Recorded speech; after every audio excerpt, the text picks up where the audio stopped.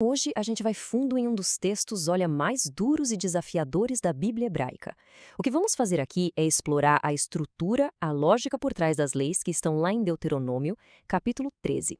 O texto já começa nos confrontando com essa questão ética central, que é a base para todo o que vem depois. Qual é, afinal, o limite da lealdade?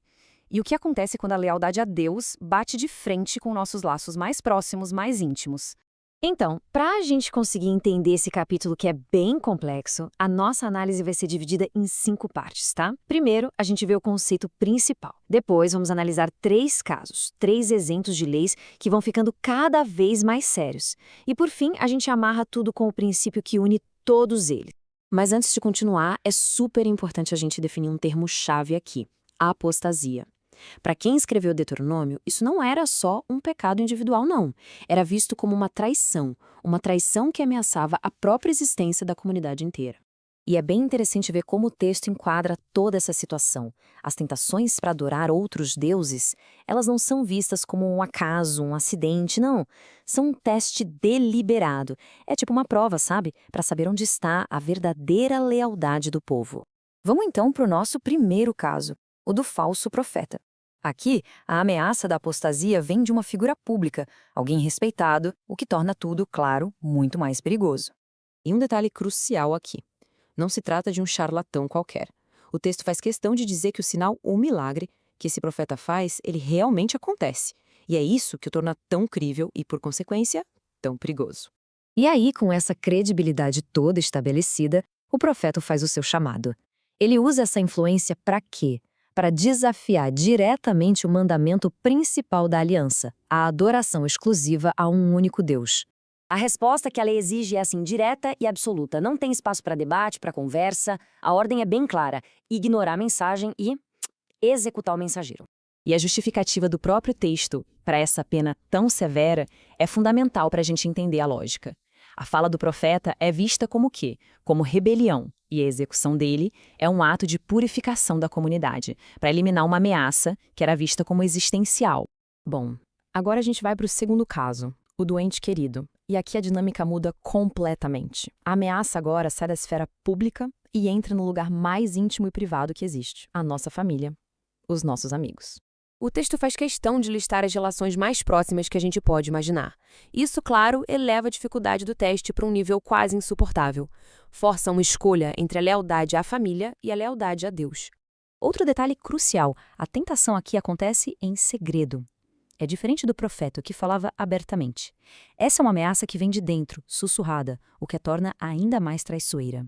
A resposta exigida nesse caso é, se possível, ainda mais chocante. O texto não só ordena a execução, mas determina que o familiar que permaneceu leal tem que começar o processo. A mão dessa pessoa deve ser a primeira a atirar a pedra. É um ato que tira qualquer dúvida sobre onde está a lealdade final dela. E mais uma vez, o texto apresenta sua lógica. Essa punição brutal não é só vingança, não. É pensada para ser um espetáculo público, para servir como um aviso bem poderoso. O objetivo é colocar medo, para garantir que todo o resto da comunidade ande na linha. Chegamos ao último caso, o da cidade corrompida, que leva a coisa toda para o nível máximo. Agora não estamos falando mais de uma pessoa só, seja ela pública ou um parente. Estamos falando de uma comunidade inteira que supostamente se desviou. O cenário aqui é o seguinte: surge um boato, uma notícia, de que uma cidade inteira em Israel começou a adorar outros deuses. E isso por influência de uns homens imprestáveis, ou filhos de Belial, como o texto chama.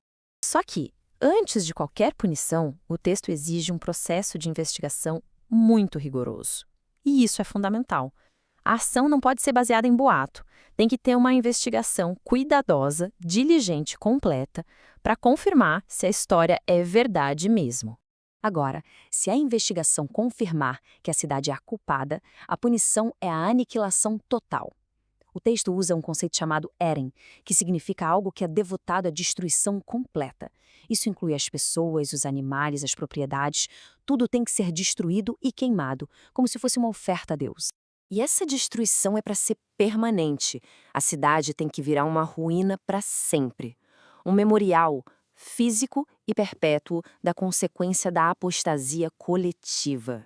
Bom, depois de analisar esses 3 casos, que vão ficando cada vez mais graves, com punições terríveis, a gente consegue juntar as peças e entender o princípio unificador, ou seja, a lógica que conecta tudo isso.